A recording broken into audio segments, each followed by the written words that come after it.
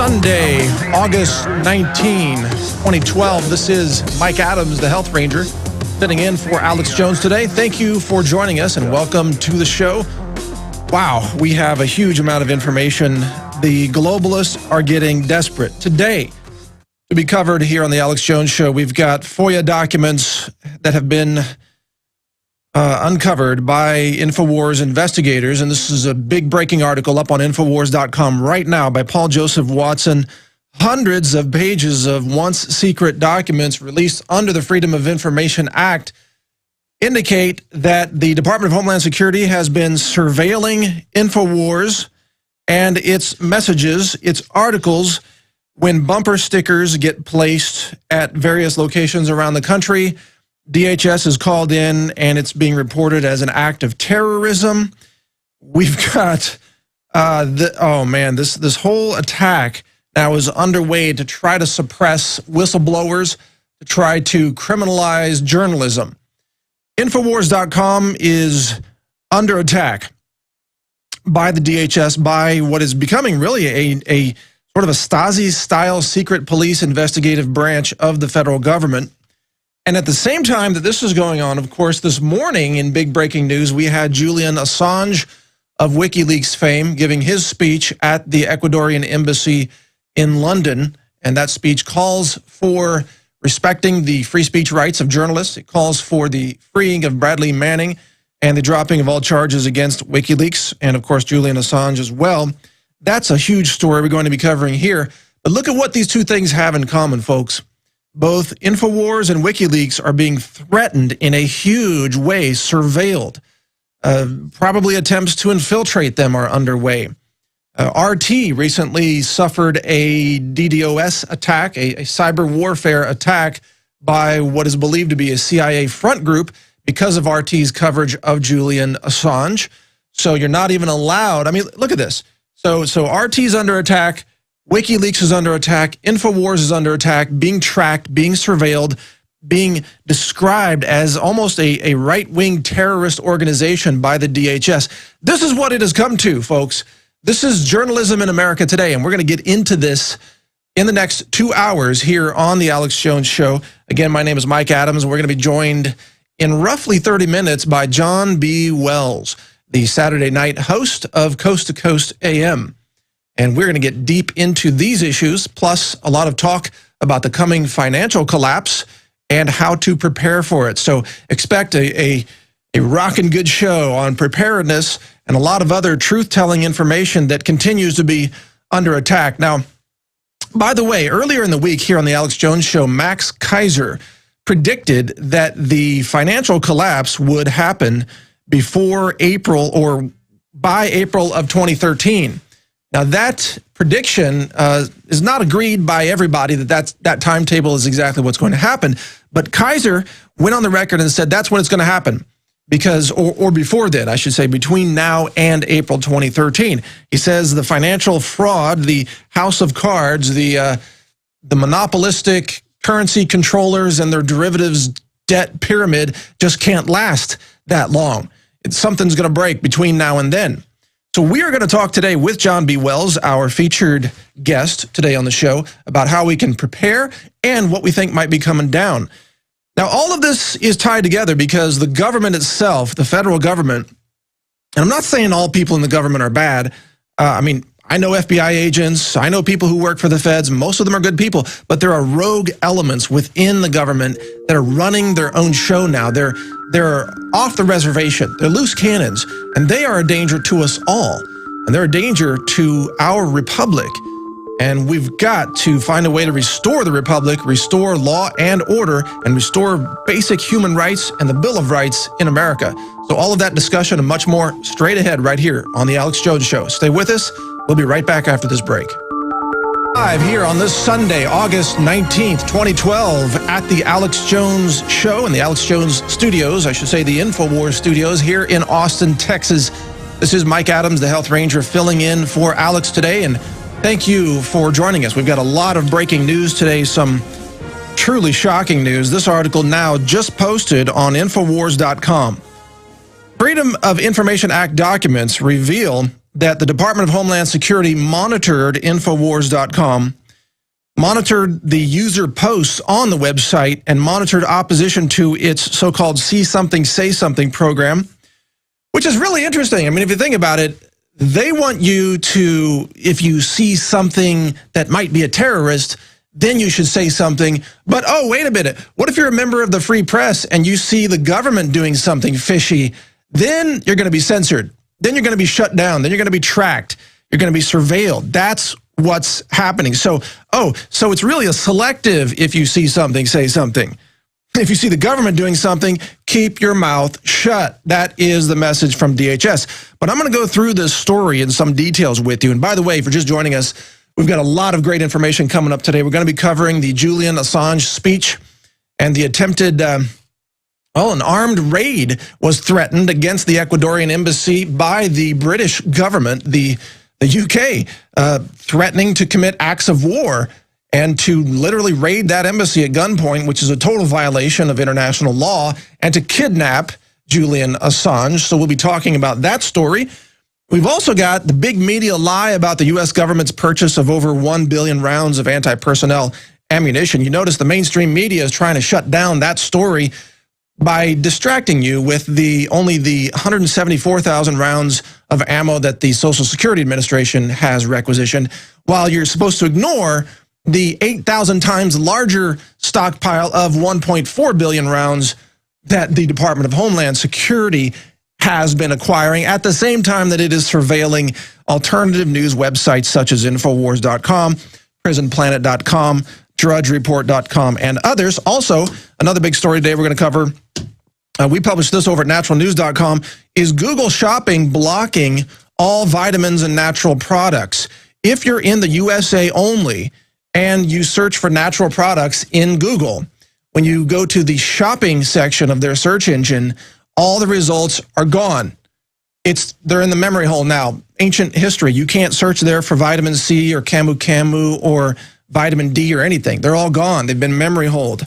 Now, you can find them on the regular web search, but not in the shopping search. And again, this only applies in the USA. So my question is this a glitch or is this deliberate censorship? What is going on over at Google? We'll get into that. Plus, we've got 6 sovereign citizens linked to they're being called an extremist sovereign citizens group, and they're being linked to a deputy killing in New Orleans, or just outside of New Orleans. And get this, the mainstream media describes this, quote, sovereign citizens group as being extremist because they, quote, are impersonating police officers. Oh, you mean like the TSA does? They're using fake currency. Oh, you mean like the fiat currency that we're all using? That's printed by the Federal Reserve?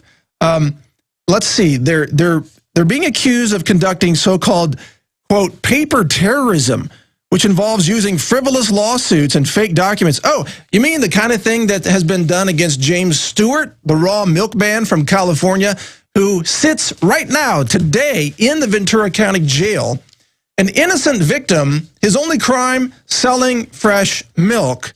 And they have no case against him, no real evidence against him whatsoever, but he's sitting there in jail because the Ventura County DA has been ordered to do this by the FDA. So, gee, it's funny because every time they attack these sovereign citizens groups, and I'm not defending every sovereign citizens group, and that's not a label I use to describe myself, but every time I see them attacking these groups, the things that they're blaming them for are the things that the government's doing. I don't get it. How can it be right for the government to do these things, but then it's criminal if a citizen does it? See, that contradiction doesn't make sense to me.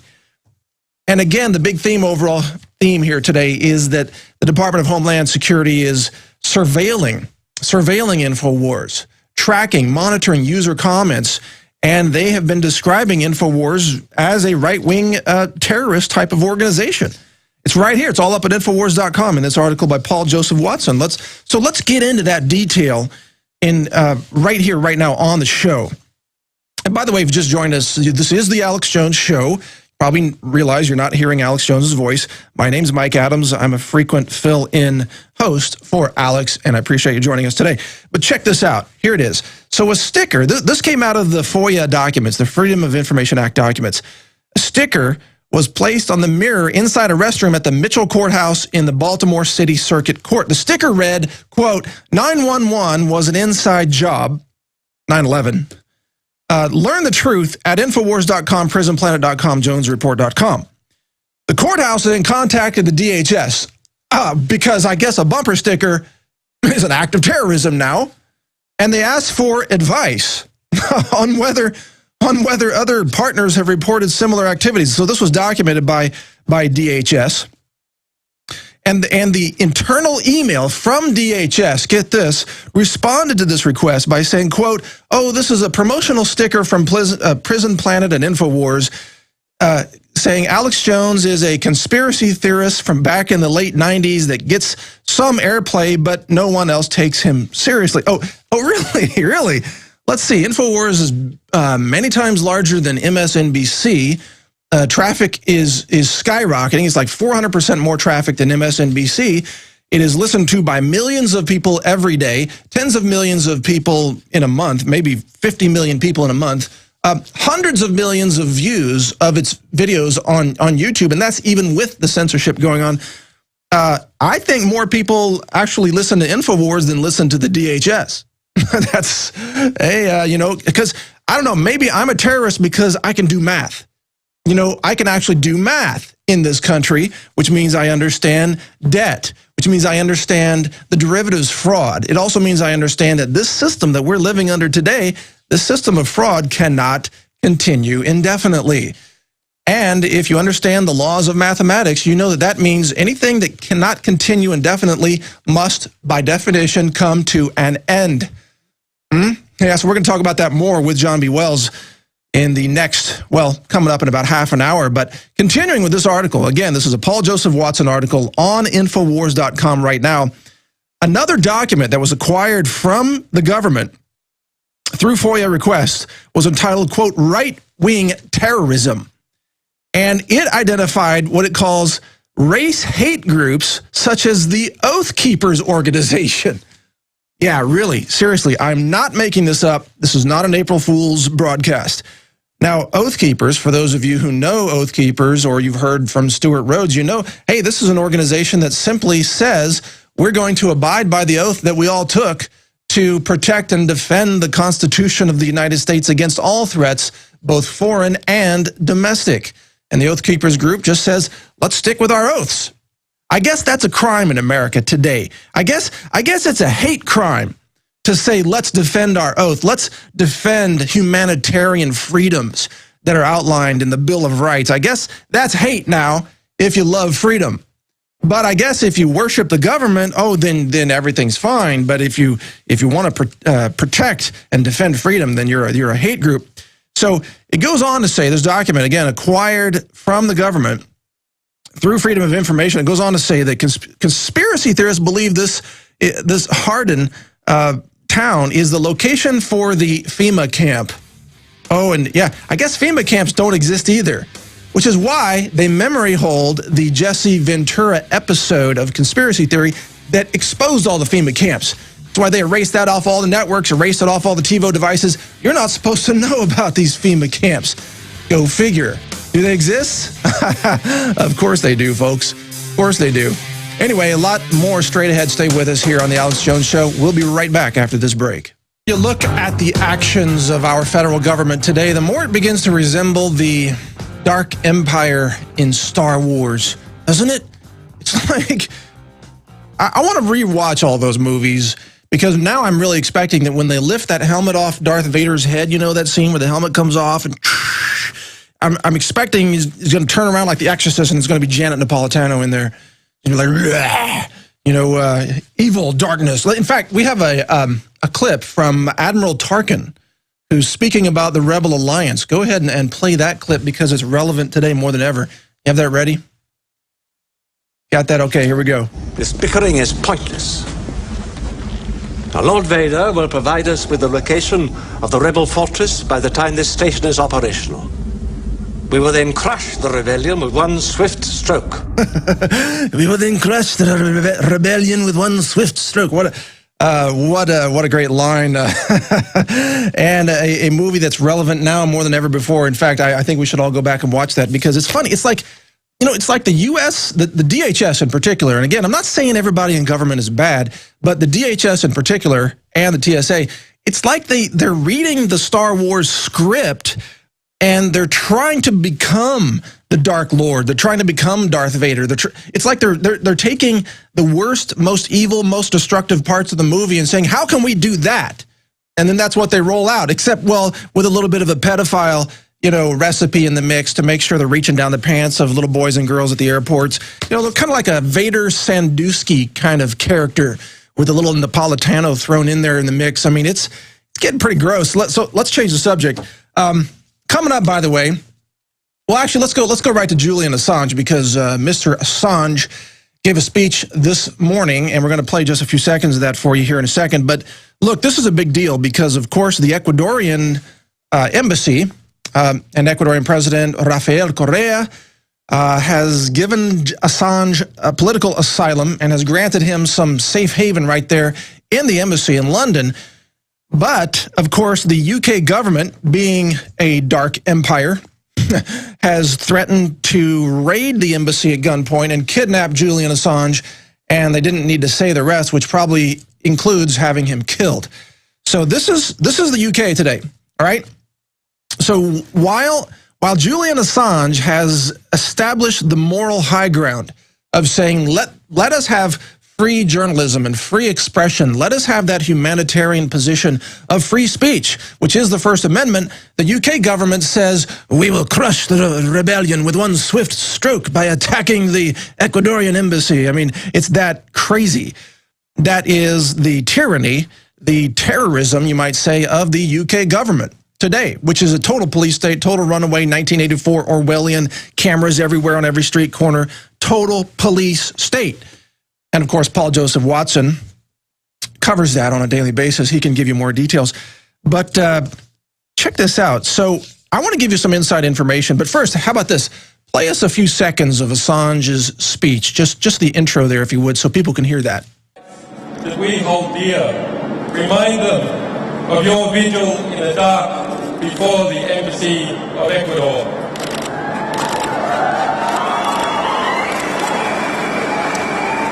Remind them how, in the morning, the sun came up on a different world and a courageous... All right, so that was Julian Assange. I'm not going to play the whole speech, but let me give you the highlights of it here. Quote from Assange, the United States must pledge before the world that it will not pursue journalists for shining the light on the secret crimes of the powerful.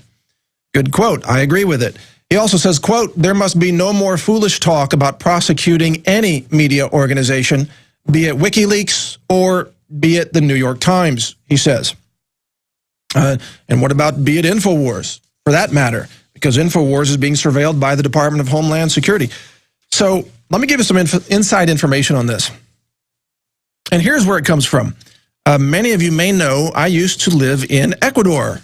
And I have an Ecuadorian driver's license, and I have a residency visa in Ecuador. And I own property in Ecuador. I don't anymore, but I did before. So, I spoke pretty darn good Spanish at the time and interacted with the locals and interacted with the politicians down there. Got a lot of inside information on Correa. And overall, Correa is he's a very smart guy. He was a professor of economics at the University of Illinois here in the States. He's not a typical Latin American leader. He's very well connected. And he has a backup plan. Now, look, Ecuador right now, it runs on the U.S. currency. So the dollar is the currency in Ecuador. But as the U.S. inflates, or I should say devalues the currency, causing price inflation by creating more fiat currency, which gets back to the counterfeit currency keyword that we mentioned earlier, they are, in essence, stealing purchasing power from the people of Ecuador. And in Ecuador right now today, if you go there and you talk to the taxi drivers, they will rant endlessly to you about the increase in prices of cooking gas, of basic staples, of rice, of gasoline, fuel, all these things that they need to live. Why are those prices rising? because the Ecuadorian economy is based on the U.S. dollar, and the U.S. dollar is being devalued due to the U.S. and Federal Reserve's policies of printing more fiat currency, or digitally creating it in essence, thereby devaluing the purchasing power of the currency that exists in circulation. So Correa has a backup plan, and he, along with other Latin American leaders, they've been talking about a plan to have their own South American, Latin American currency, okay? So this is the big backup plan. When the U.S. dollar collapses or becomes massively devalued, or new currency floods the marketplace, or China sells off its holdings and so on, whatever crisis happens, Ecuador and the rest of Latin America is ready to switch to their own currency. That's the information that I got when I was living down there, and that was over a year ago that I got that information. Since then, I haven't had any updates, so I can only imagine this is a little further along than it was then. They may already have their backup currency printed. They may be ready to switch over at any time. But the point is, Latin American leaders hate the UK and the USA. They hate the countries. They hate the leadership, I should say. They don't hate the people. You know, the people of all countries normally get along. It's the leaders that hate each other. They hate America for being a bully. It was a bully down in Ecuador. America was launching its drug war, chemical assaults on local farmers using the military base that used to exist in Manta. And Correa kicked the U.S. out of Manta so that the U.S. could not launch its chemical weapons attacks on coca tea growers in Ecuador. This was done under the drug war.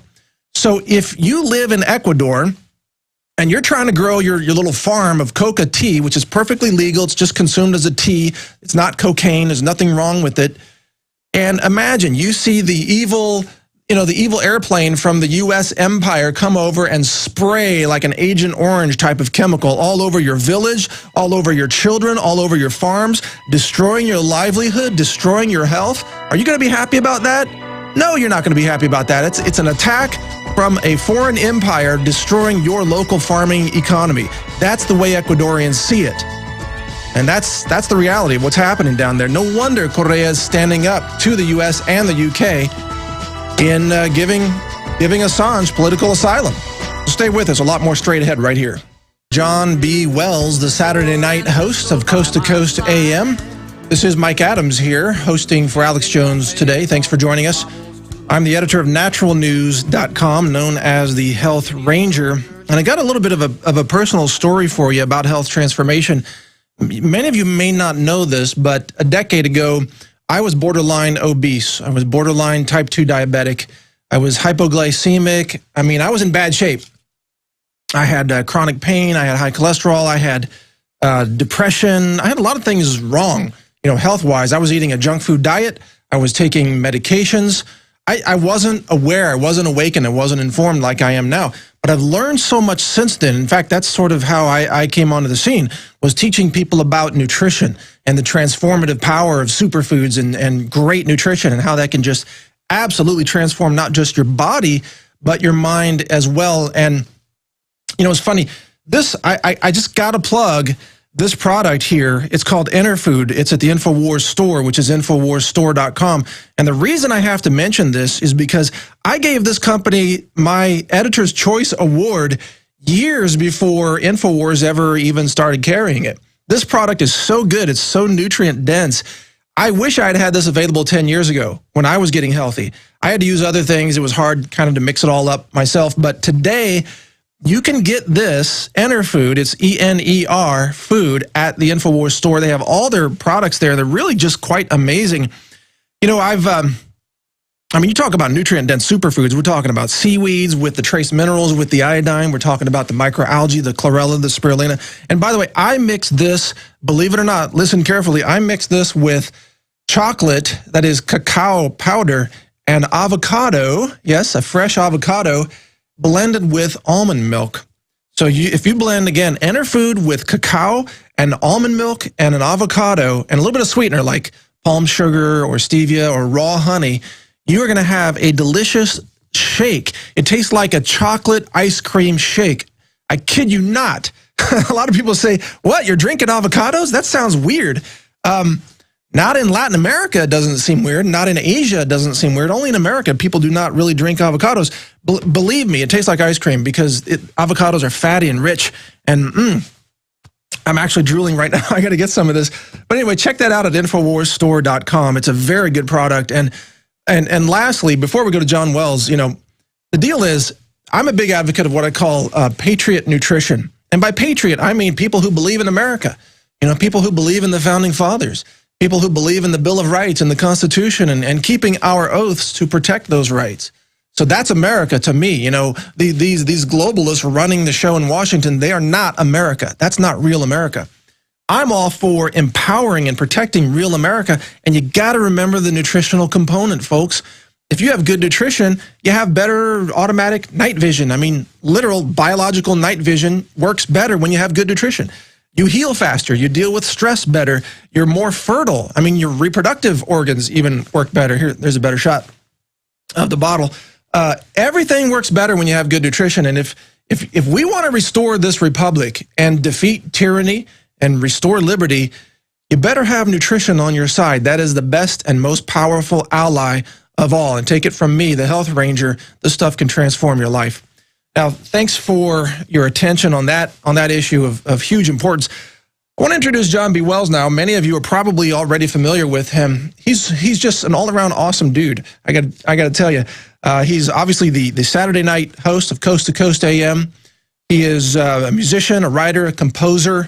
He's into martial arts. He's into liberty. He's been all over, you know, working on Discovery Channel's Deadliest Catch and Gold Rush because of his incredible voice talent that you're going to hear. He's got a website called caravantomidnight.com, caravantomidnight.com, where he offers and discusses some solutions for being exposed to radiation and other threats to your health. And I encourage you to check out that website. And he joins us now for the next roughly hour and 20 minutes to talk about a number of subjects, but especially what we see as the coming collapse. John B. Wells, welcome to the Alex Jones Show. Wow, you referred to me as the dude. That's quite an honor, Mike. Thank you. The dude. That's not a reference to Lebowski or that movie, but yeah. Well, it's true. The dude abides. You know. Most definitely. Well, John, welcome to the show. It's great to have you on. Thank you for having me. Absolutely. So, I don't know if you heard what we covered earlier, but Department of Homeland Security has been monitoring Infowars.com. What do you think about that? Hi, Janet. I think you're adorable. I think you're so cute. It doesn't surprise me. You know, Mike, just to start, we don't want to be men who multiply the words without wisdom or knowledge. But if the capability is there, eventually it's going to be used. So, frankly, I'm shocked that we haven't learned they've been monitoring Infowars for as long as it's been on the air, as long as they've been able to monitor it. I'm shocked to find out that we're just finding out. Well, they probably have been monitoring it for as long as it's been on. We just finally got the FOIA documents. That's the situation. You know, at every university registration back in the day, I was approached by some people that began speaking to me about, for one reason or another, probably just dumb luck, I managed to score pretty high on these national tests, and they would come to talk to me. And they would say odd things. It didn't take very long to map out a profile of their psychology. So, because you just said, well, they probably have been monitoring us. It's true. And now comes the part where they tell us we are monitoring you. Right. It's out in the open. Yeah, well, and it's I think it's an intimidation technique to just let it. Maybe they just cop to the fact that one person can cause so many problems if they get loose and they have a little bit of and the field is tilted a little bit in their favor. They can be quite destructive. Well, John, is that because the truth is now so dangerous that they have to try to intimidate those who share the truth? I mean, you're the Coast to Coast AM Saturday night host. You help a lot of people have a voice to share the truth. You know, here you are on the Alex Jones Show, and you've hosted the show before as well. Is the truth that dangerous in America today? Well, you can see me on the video, so it's different than if you're hearing me go, well, because it's not that I'm confused or lost or, recovering from an overdose of cough syrup. It's because I have to continually weigh the option of asking or stating something and determine if it should be asked or stated. So that's the long answer. That's the long way to your answer, which is a resounding yes. The truth is potentially dangerous because the other component is who will react to it and how will they react. Well, maybe that's what they're afraid of, that if people really knew the truth, that people would, I don't know, take their money out of the banks or buy more ammo, as the DHS itself is doing. What do you think? What actions do you think they might be afraid of, John?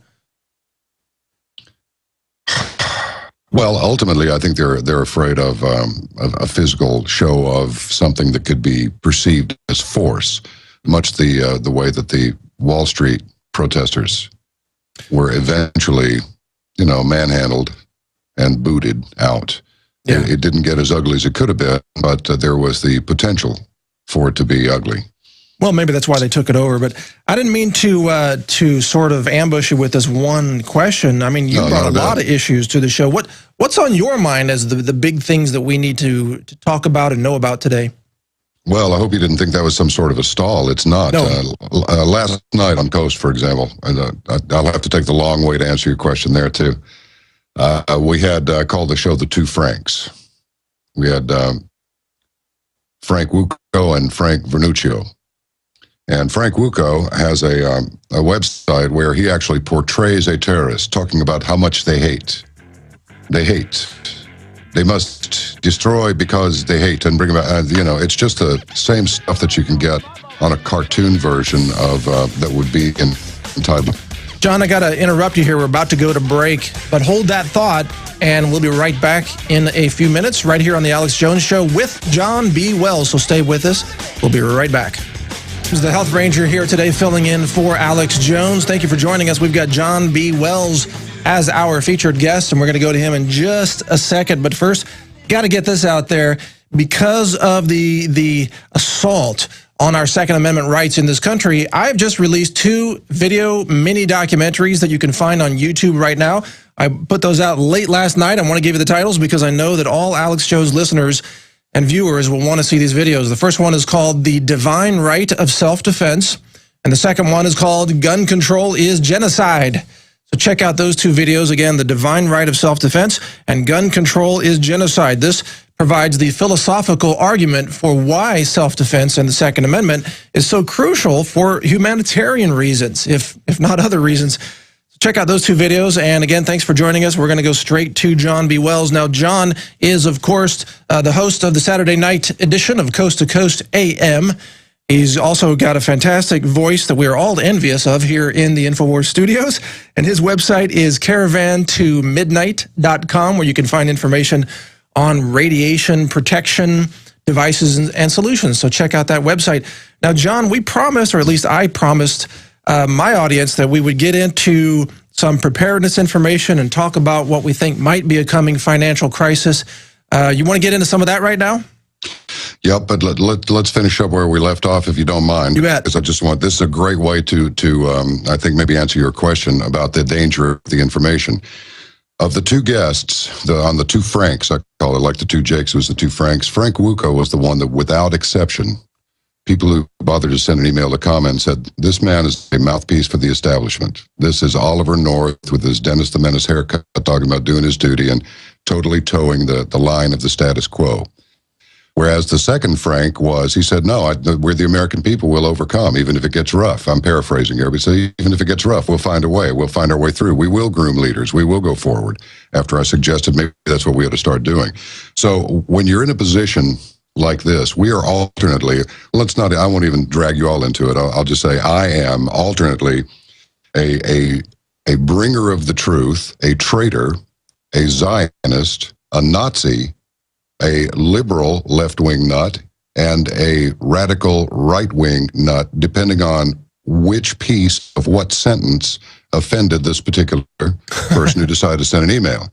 So the biggest problem with all of this is that because of our individuality and our innate desire to cling to it, we cannot become this Borg that those who envision an advanced civilization perhaps would like us to become.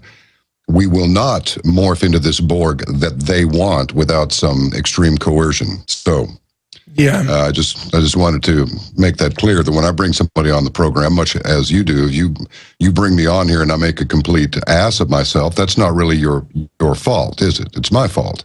And I think that you'd be doing your audience a disservice not to let me or anybody else make a big dumpski out of themselves if that's what they wanted to come on your program and do. So just because I allow somebody to state their opinion doesn't mean I embrace it. Sure, yeah. Well, let me ask this, though.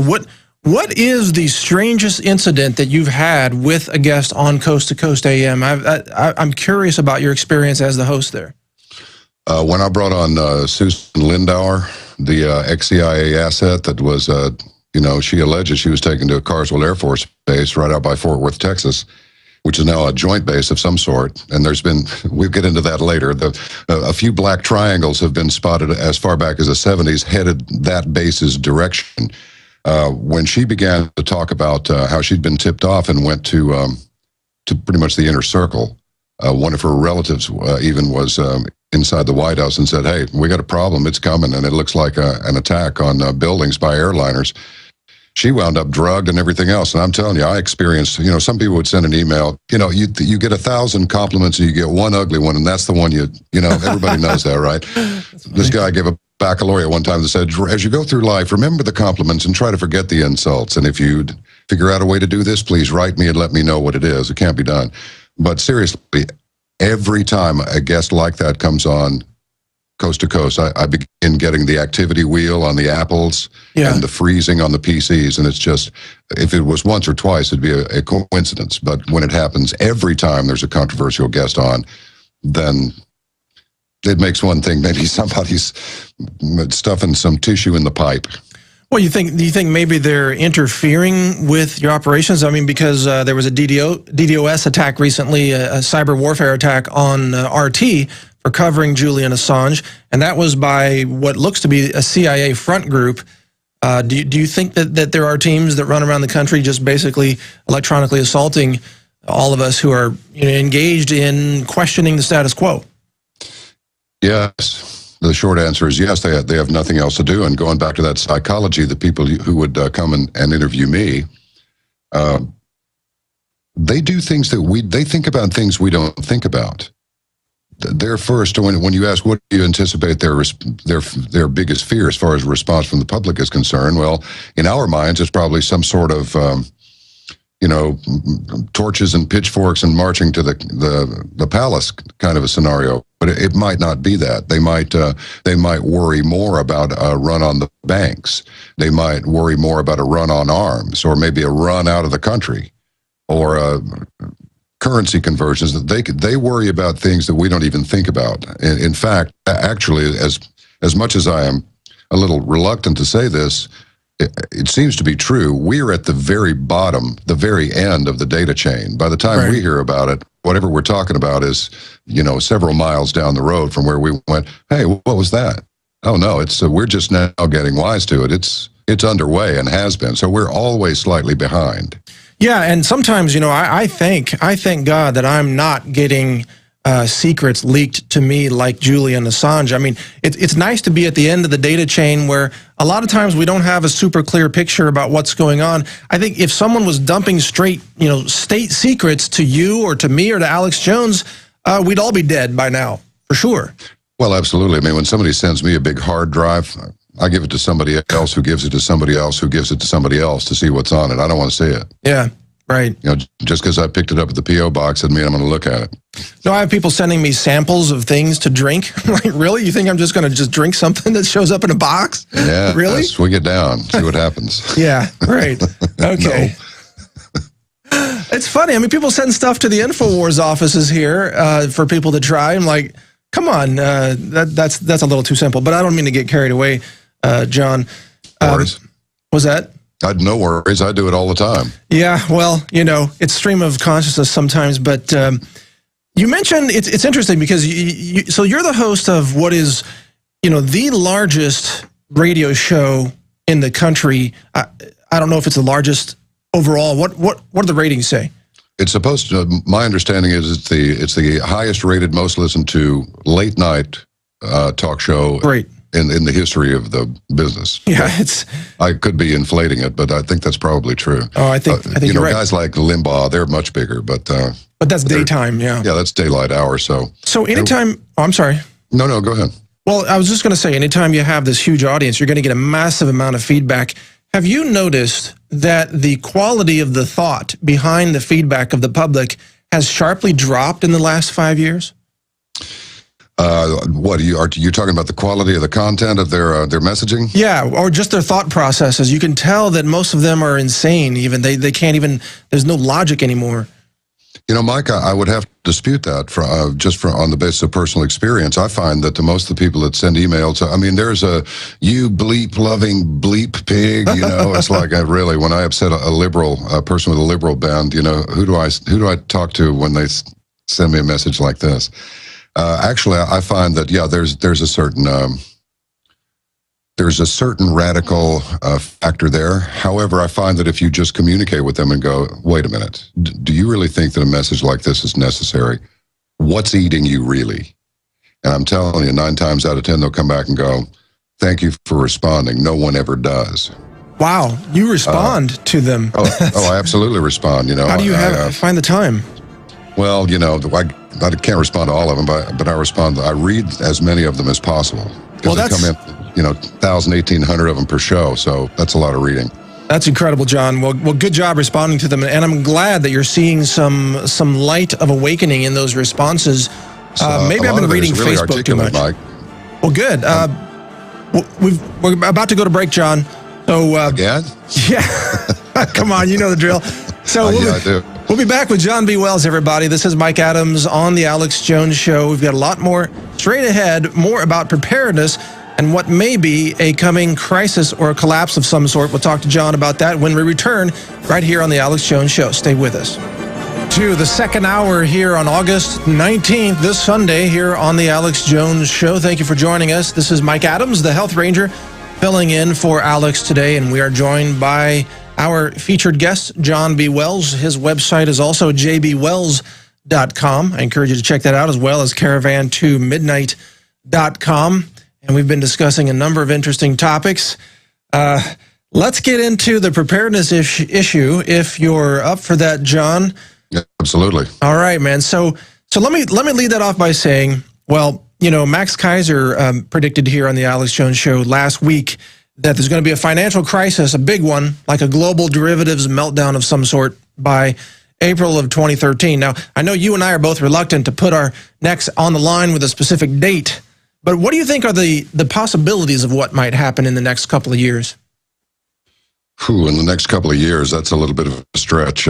Next couple of months, I might take a poke at it. Next couple of years, I just have no idea. I wish I did. Well, you go for it. And nobody likes to make a prediction and have it not, make them look like an idiot. But you predicted and nothing happened. Well, I predict nothing will happen on December 21st, 2012, except a lot of drinking. Okay, there you go. But now, as far as this economic collapse, I'm trying to think outside the box that we have been put in mostly through mainstream media. An example of which might be an ad, and thanks very much for mentioning caravan2midnight.com. Going to the Fukushima thing is like the real tragedy of Fukushima, according to a article I just saw today from the Wall Street Journal. That's mainstream media, if I ever heard it or read it. The biggest tragedy is that everybody's so worried about it. We're going to cause it by thinking about it. Yeah, that might cause some real ripples in the nuclear power industry, you think? And maybe that's why that's the only article I've seen that, they get more radiation in Denver than Fukushima. It's like, and we attribute the fact they have the lowest cancer rate in the country to lifestyle as opposed to radiation levels. Oh, really? Well, the thing about it is the experts are baffled. And when the experts are baffled, that means they're not experts. So as far as the preparedness is concerned and what to expect over the next couple of years, this whole thing that we've been brought into, since debt and interest and all of these huge loans that are written really don't constitute actual physical cash, only technically. Right. They're actually created with the stroke of a pen. Then I wonder, now we're at almost $17 trillion in debt. That's a 17 with 12 zeros to the right of it. There's not enough money on earth to pay that down. I wonder how much of that is actually principal and how much of it is interest that's been rolled over and rolled over and rolled over.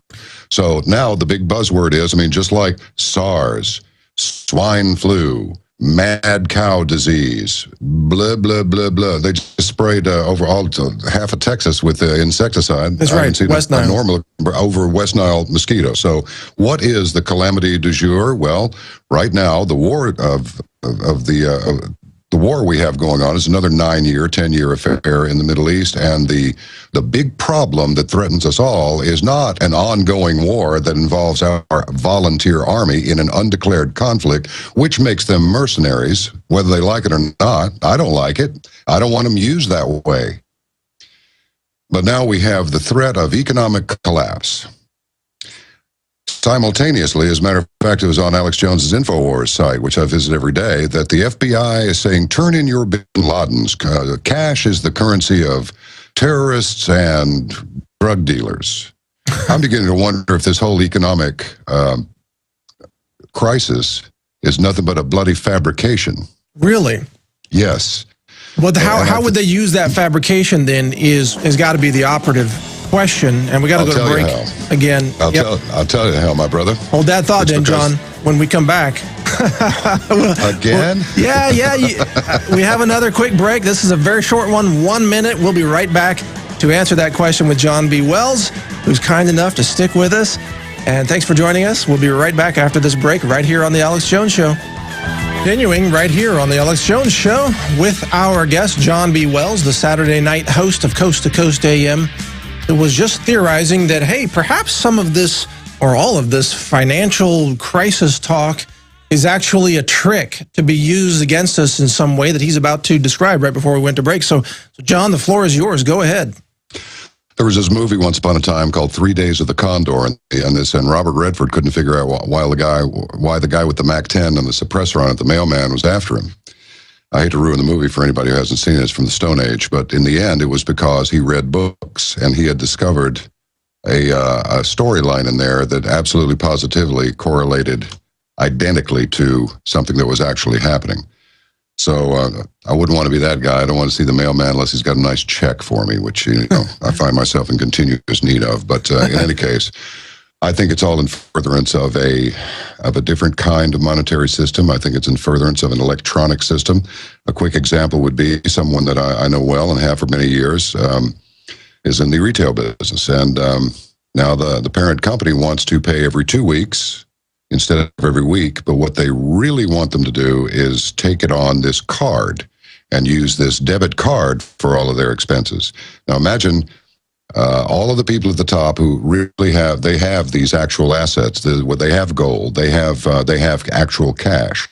They position themselves, however, those at the top deem would be the most appropriate way to protect that wealth, and then flip over to an electronic system. I mean, there's more and more electronic funds transfers happening all the time under the guise of going green. Okay, I can understand saving postage and paper, but imagine if it's so easy to steal now. How much easier will it be to steal if all of the money was just a 1 or a 0 going down an internet pipeline somewhere from one computer terminal to the next? What this means is that you protest, your money is gone. You don't pay a ticket, your money is gone. You've got a $5,000 tax bill, but you've got 15 grand in the bank. That whole 15 grand's gone because you may have done something else. Right. It is an ongoing, rolling attempt at total control and total oppression, and that's just how I see it. I'm sorry, but that's how it is. And an old relative of mine, a writer named H.G. Wells, I'm paraphrasing, said, a lot of people are going to be upset over this new world order, and many will die protesting it. Wow. Well, I think you're right on the money with the money issue, and they're already starting to describe cash as sort of a tool for terrorism. People who have cash must be bad people. Oh, if you even buy your coffee, at the same place and you're observed doing this and you do it all the time with cash, this could make you suspect. Oh yeah, that was the FBI announcement. What, a few months ago they put out these warnings to cafes and internet cafes, different kind of retail establishments, to say, oh, if people show up and pay with cash, or if they have a tattoo, or if they look like this or act like that, they might be a terrorist. And these are just normal everyday activities. You know, I can't really, I appreciate the opportunity to be with you on your program, because it allows me to rant a little bit more than I would do on Coast, because that's a slightly different deal. We get into these heavy subjects, but, you know, we also cover, you know, garden fairies and Bigfoot and flying saucers and paranormal and, you know, electronic voice recordings and all that stuff. I'm sick of it. Ever since I have been literally a child, it's either been hiding under a desk during a drill, like that's going to help you in the case of an atomic bomb being dropped on you, to the Vietnam thing that went on interminably. I mean, I was a kid in elementary school when the Vietnam War started, and I was of voting age when it was over.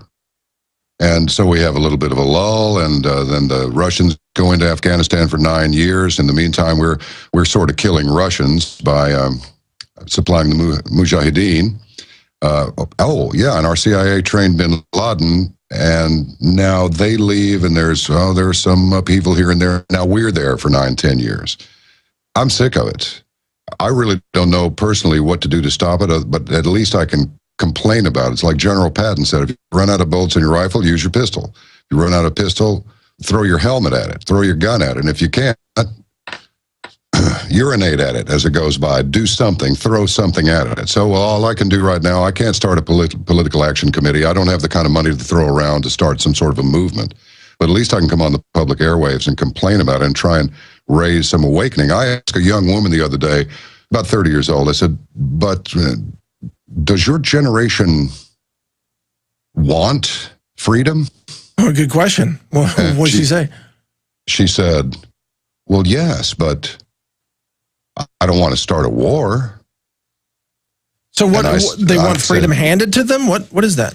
I don't know what it means, but my response to her was, I do. Because what has happened is, let me wax theological just for a moment. My favorite Southern Baptist preacher, I'm not really Southern or Baptist, but anyway, I like him. I had a sermon. I just happened to catch it at a friend's house, walking through, and it's on.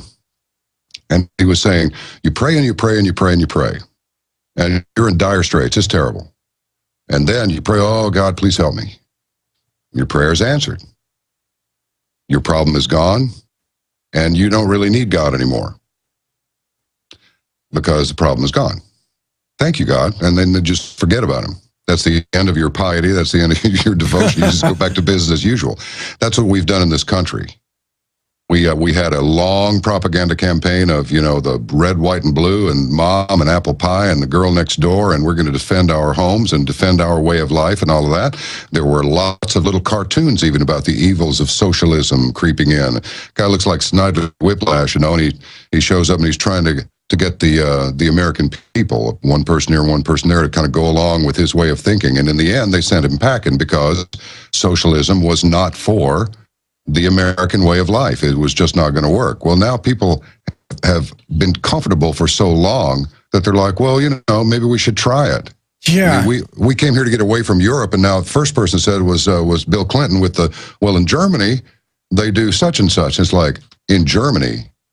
Wait a minute, I thought the whole world was supposed to be like us. No, we've forgotten the real threats to us. I read recently in the California Constitution, I was doing some research on the raw milk issue, and I noticed in the section that requires law officers or peace officers to have an oath of office, underneath that section, there's a paragraph that says that they also have to affirm that they're not part of the Communist Party because there are efforts by communists to infiltrate and take over the government of California.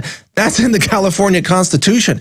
And I read that in shock because what has happened in California? The communists have essentially taken over the government, or at least people who have that kind of mindset of you know, community property and no rights. You can't even sell fresh milk in California anymore. That's a communist kind of idea. Astonishing. Every band of armed, murderous rebels has tagged themselves freedom fighters. Sure. We've heard freedom, liberty, vigilance, justice. We've heard it so many times. I mean, it's been cartoonized through truth, justice, and the American way, with even as far back as the old Superman series.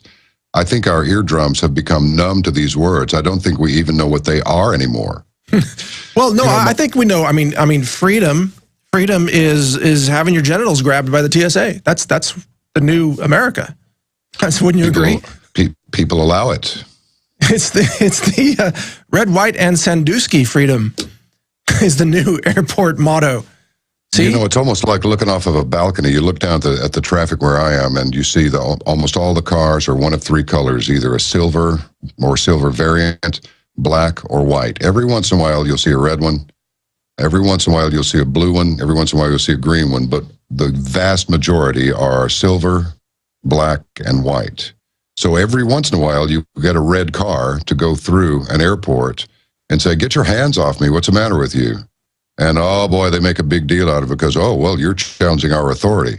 The first thing that got my attention was several decades ago when it began to be called law enforcement. Right. Instead of peace officers. Never heard of law and order ever again, or peace. You just said it, or peace officer ever again. It's like law enforcement. It's like, and then you see parking enforcement. Well, does that mean you're going to force us to park? And in my day, that meant you were going to kiss your babe.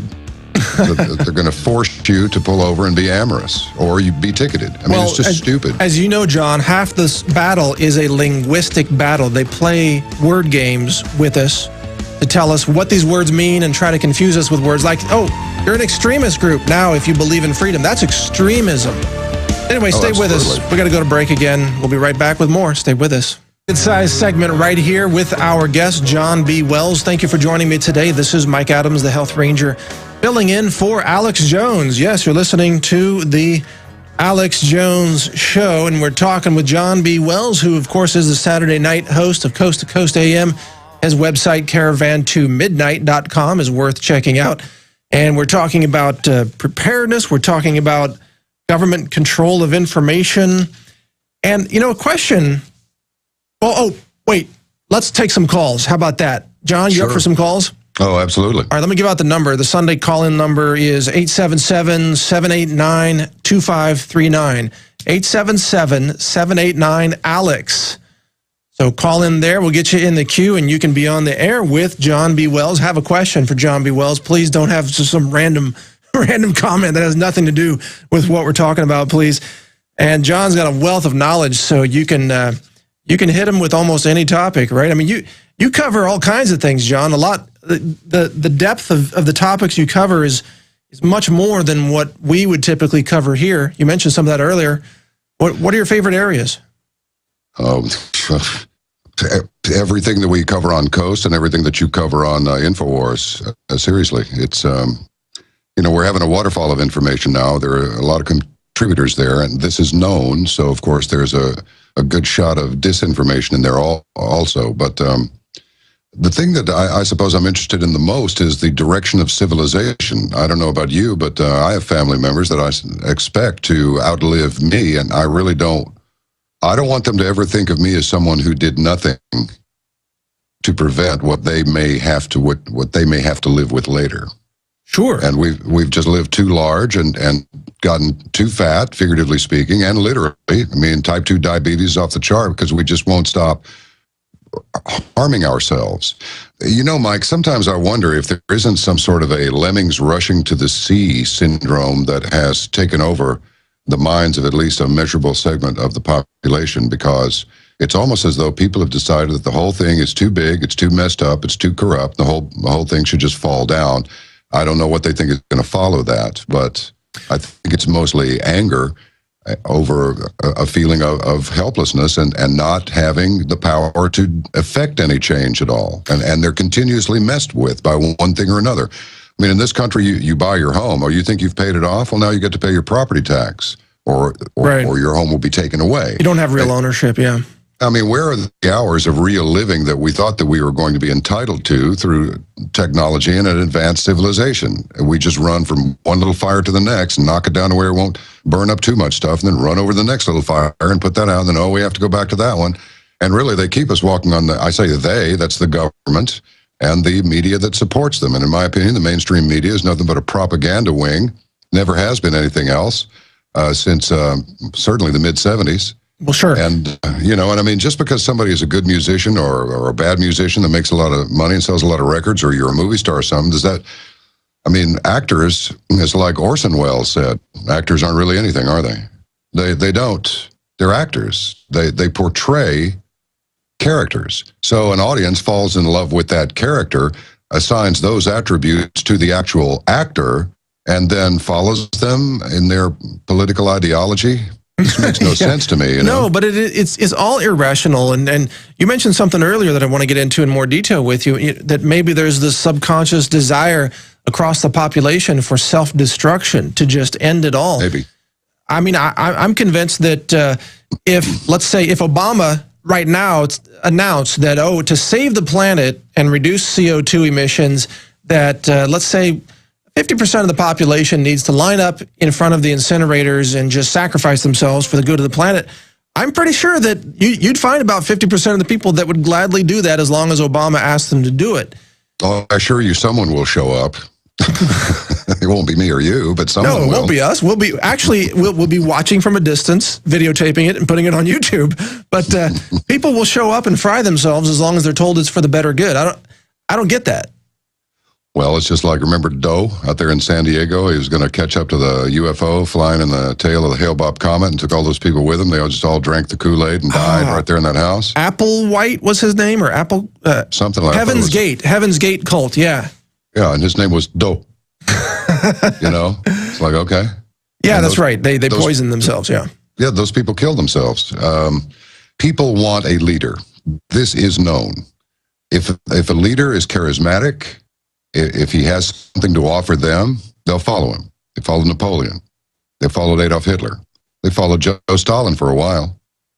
So how do we teach people or awaken them to the basic principles of controlling your own destiny, having that free will, having that level of consciousness, to know that you're worth living? I mean, that's what you and I, we talked about this on your show last week. How do we really get that across to people, man? I'm inclined to say disconnect from the machine.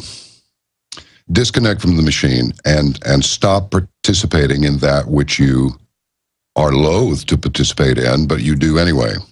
Let's go to this Chick-fil-A thing just for a second. Regardless of what side anybody's on, I don't care about that as far as the conversation at present is concerned. What I took from that whole thing was that you spend your money. I mean, this protest over a statement that a guy made, and should be entitled to make it, result in this big protest. Well, then there was a counter protest, which resulted in, I suppose this company made its whole year in one day, or two. And that's a family-owned business. It's not publicly traded stock. It's a multi-billion-dollar family-owned Christian business. If somebody has a problem with that, I mean, it was so pathetic. Somebody says, "My sandwich tastes like hate." So I got some news for you. Nobody cares if you're gay. Nobody cares if you're straight. Nobody really cares what you do with your genitals, unless you're like Anthony Weiner and you want to put him up there on Facebook or something, or whatever he did, the moron. That guy is a moron. He's a public official, and he behaves like that. That's what I'm talking about. Right. It's just stupid. So the point is, put your money with the people you want to support and who support what you support.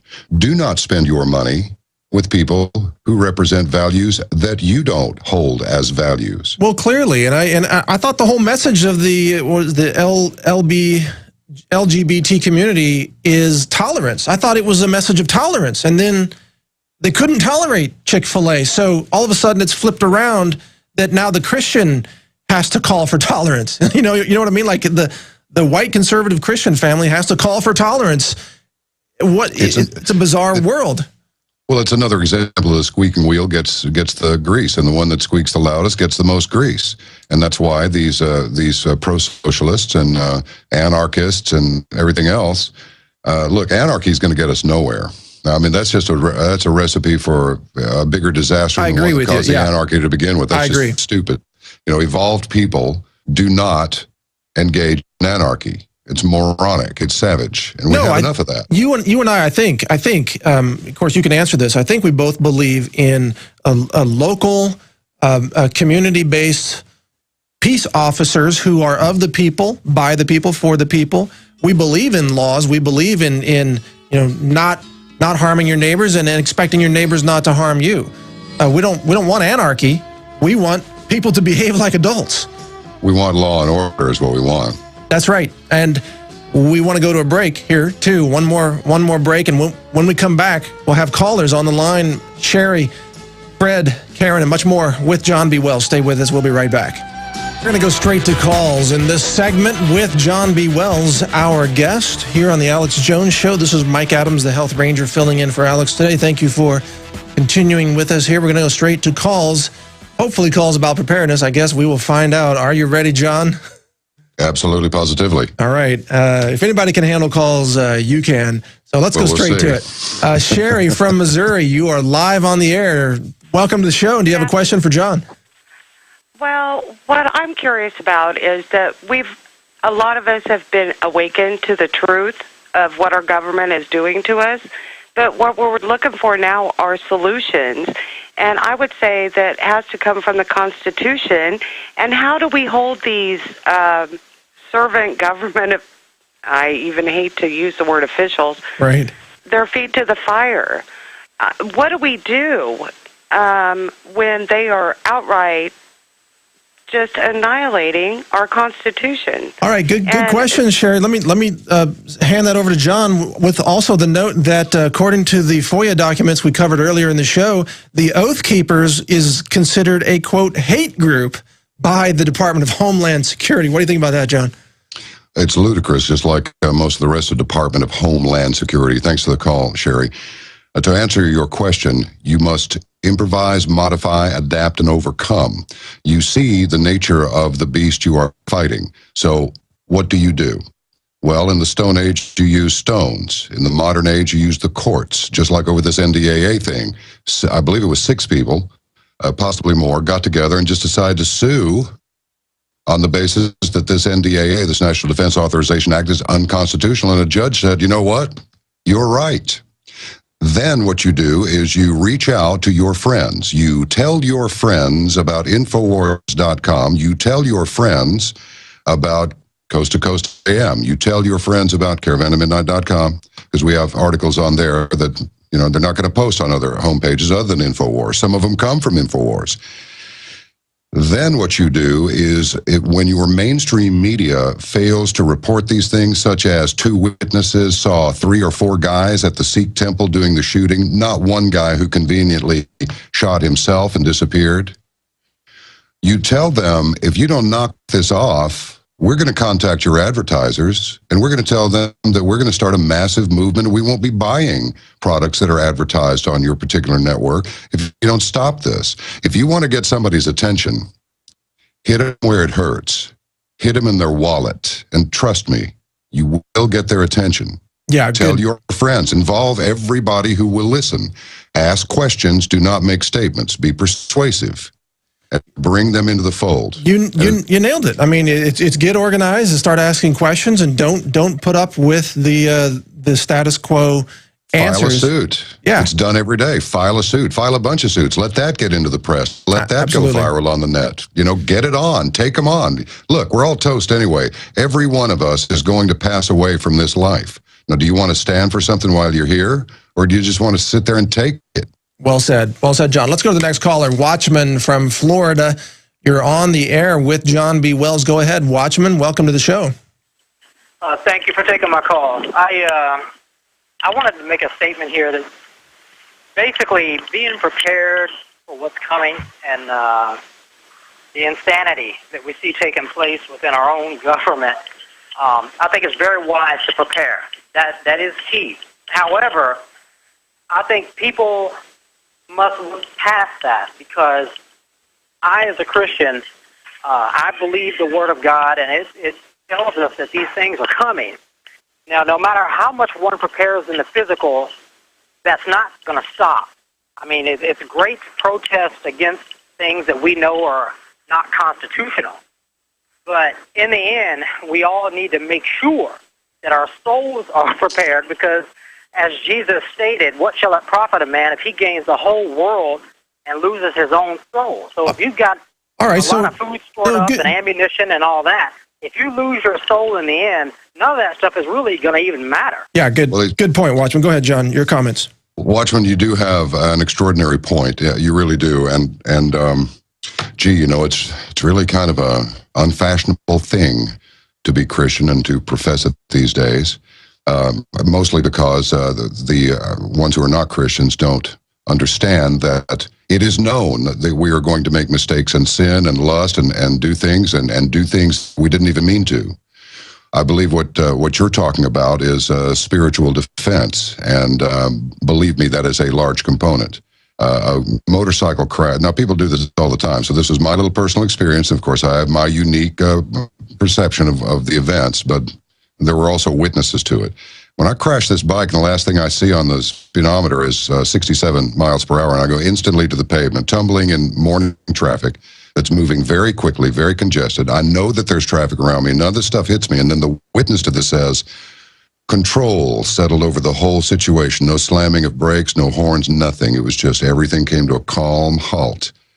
Well, I know what name I cried out for, but it was a call. It wasn't like, oh, yeah, I'm checking out, help me, help me. It was just like, hey, I've got a problem here. And I was answered.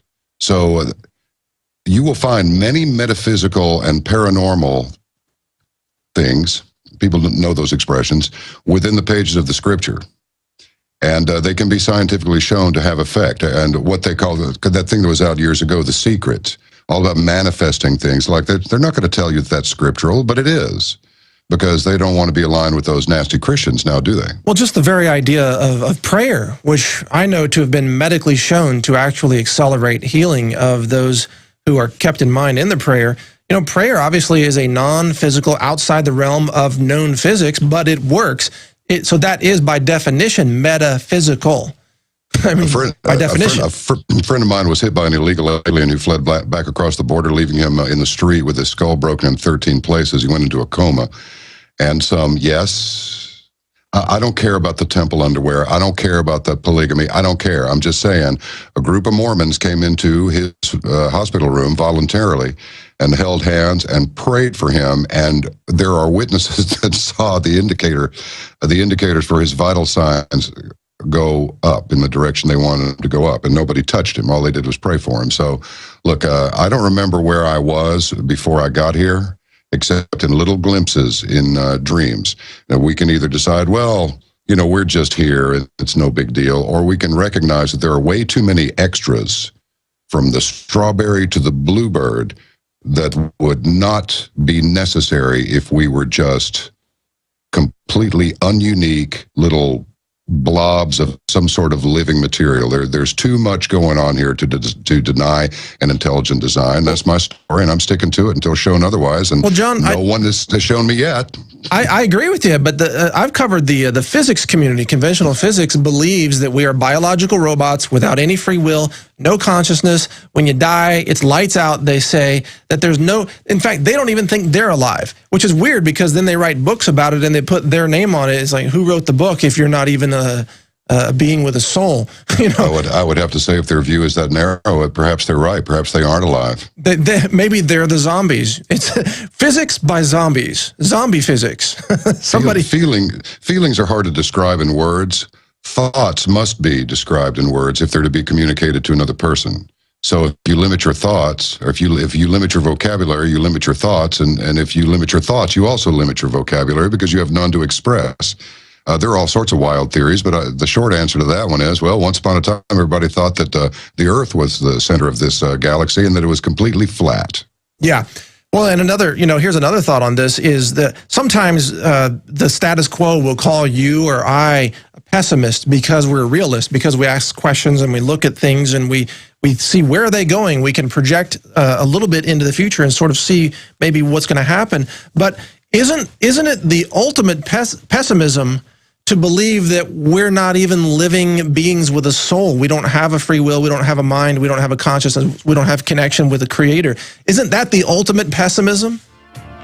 Oh, absolutely. It's the ultimate pessimism. Yeah, somebody made a joke the other day that said an optimist is someone who is frequently disappointed, but a pessimist is one who is occasionally pleasantly surprised. And we laugh about this, and we say, yeah. But in the laughing and in the making a joke out of it, Going to break, John. Embrace it a little. We're going to break, okay. All right, sorry to interrupt you. Going to break. We'll be right back with more calls for John B. Wells. Stay with us here on The Alex Jones Show. Our final segment here on The Alex Jones Show with John B. Wells, our special guest. And we've been taking some calls and talking about, well, some philosophy, believe it or not, in the last segment, a little bit of preparedness info and much more. Let's take one more call today. And let's go to Fred in Michigan. Fred, you're on the air here on The Alex Jones Show. What's on your mind, man? Hey, it's an honor and a pleasure to be with you two today, my two favorite hosts of all time. Mutual, sir. Hey, John, I have many things to get out as quickly as I can. You mentioned a distant relative, I believe H.G. I think he might have authored a book entitled Open Conspiracy. When I'm finished with my presentation, maybe you can comment on that. I want to recite what John Adams, the second president, said, directed to us. You have rights, natural, unalienable rights, antecedent to all earthly governments. Rights, natural, unalienable, that cannot be repealed nor restrained by human law. Rights derived from the great I am. Now, as I see it, my friends, what has surreptitiously happened over the decades is the government has been infiltrated and subverted, subjugated by a rather infamous, insidious foreign private corporation known as the Bar.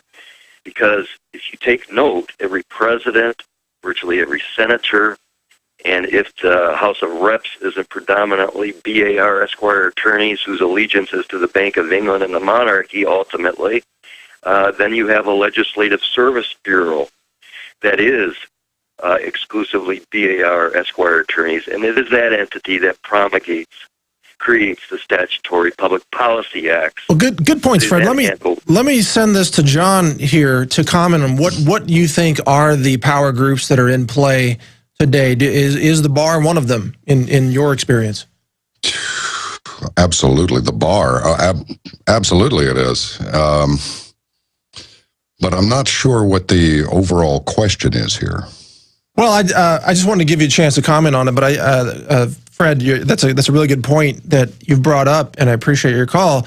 But we've been subjugated, I think, is his point, and it's yes, we have, and one time I got into it with a guy on the air on it was Alan Colmes' show, and I decided to just call in as a caller. And it was the guy who wanted to take under God out of the Pledge of Allegiance, and I just said, look, your hypocrisy and equality statements about the hypocrisy, you're using the law. All law comes from religion. I don't care if you're a tree worshiper on the high plains or in ancient Germany or a sun worshiper on the high plains.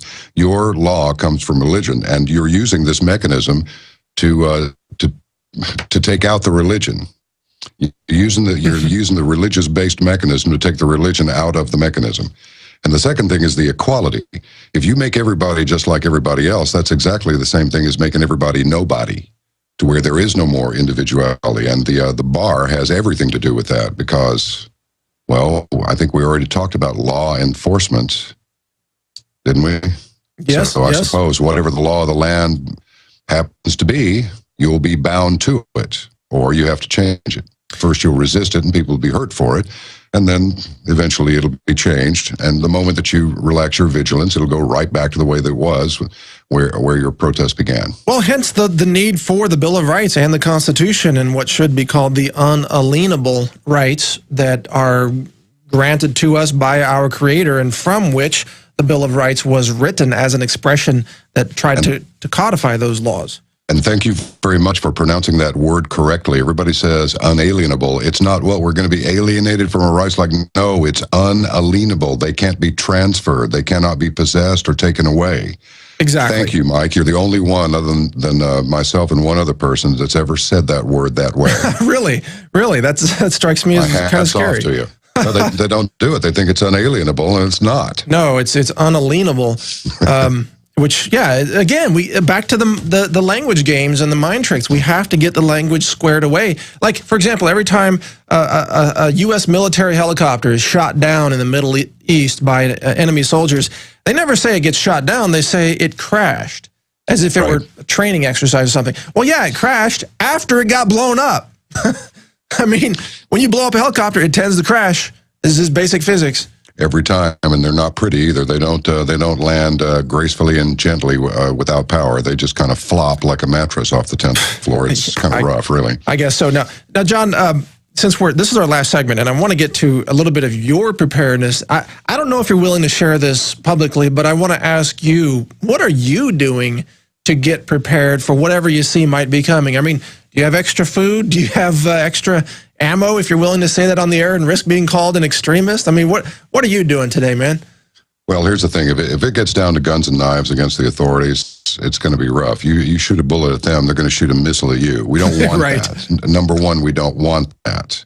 And we do not want to do anything to engender any further mistrust of the people by the police. Sometimes it's justifiable. And we want to minimize this distrust between citizens and police. Remember, the police are not obligated to give over their life to save yours. That's not in their contract. It's not in their pay grade. And the other part is that the police are not the military. So don't allow it to be militarized. That's number one. Mike Adams is absolutely, completely correct. Nutrition is number one. Without proper nutrition, not only do you get out of shape, you can't even think straight, which is why breakfast is the most important meal of the day. If you have something to do, if you don't have anything to do but sit around and watch TV till noon, then it's probably not. Eat whenever you want. Carbs in the morning, meat at night. No carbs after 2, you will be fit. Water, absolutely. Get rid of the fluoride, get rid of the chlorine. Number 3, environmental integrity confirmation, meaning Scott Portzline was on the show weekend before, Saturday before last night, and he said it was his opinion, always has been, that 3 Mile Island was caused by sabotage. So it's not going to hurt you to have a little Geiger counter, and it's not going to hurt you to have a little shortwave radio. And as far as firearms and ammunition are concerned, let me just leave it with this. Nobody needs to know where your stuff is except for you. Rule number 1, though, overall is, except for the nutrition, you got to have that. Your papers must be in order. What's the last thing the bad guy says to the good guy before the good guy escapes to Switzerland? He says, your papers appear to be in order. You may go. Keep your papers in order. Take care of business. Think. Network with your friends. And remember, this big power outage, Alex was talking about backup power. Very, very important, because all those, the better part of 1 billion people wound up without electricity. But the authorities said, well, it's not a big deal because many of these people live without electricity anyway. So the numbers they were counting were just populations in those areas. It's like most of those people didn't have electricity to start with. That's a different deal if our grid goes down. Absolutely. Everything runs on that. Well, very good information and advice, John, and I want to thank you so much for spending your time with us today after hosting Coast to Coast last night, and here you are with us today. It's been a great segment with you, and I really appreciate you coming on. A real pleasure, my fellow radical. You know, that which used to be normal is now considered radical. Feels kind of good, doesn't it? Yeah, I guess so. I mean, and you know how we both like to pay with cash, right? I pay with cash everywhere. If you think about it, paying with cash also supports local businesses because they don't have to lose the 3% that they pay to Visa or MasterCard to process your credit card. So cash actually supports local businesses. I'd like to leave you with this, and I'll do it very quickly because I know we're on a clock. But with Caravan to Midnight on the Russian radiation detectors, I got a bunch of them. I was lucky and got a bunch of them. So I knocked $50 off of each one of the Russian units. We have some by Vince Mazer that are more sophisticated. They all do the same thing, but Vince's stuff you can track with this, and you can track the radiation readings over a period of time that you can program into the device. So go to caravantomidnight.com and check it out. But the other thing is this. We're going to stop taking credit cards pretty soon. We did that because we wanted it to be convenient to our customers. However, when we started looking at not only how the big banks treat us, but treat everybody else, right? I've just decided that I don't want these devices not to get in the hands of people who want them, but I'm done with the big banks. I'm done Good with for it you. until when the whole legislature says, "Yeah, let's audit the Fed," and then I think it was Reid said it'll never get through the Senate. Right. Could somebody explain to me why the membership of the Federal Reserve Bank is secret? I mean, what is There this? are And why do we stand for this? Too many secrets, man. Everybody go watch that movie with Robert Redford called Sneakers, and you'll learn about too many secrets once again. John, Don't forget about 3 Days to the Condor either, okay? Very good, very good. Good viewing advice from both of us here. John, thank you for joining us. Folks, check out his website, caravantomidnight.com. Also, just want to mention, again, if you want to have real nutrition, stay alive, stay healthy, transform your health, your body, and your mind, check out Enterfood at the InfoWarsStore.com website. This is very, very good stuff. Thank you for being with us today. It's been my pleasure to be with you. I am Mike Adams, the Health Ranger, and I hope to join you again soon, right here in this chair, filling in. Take care.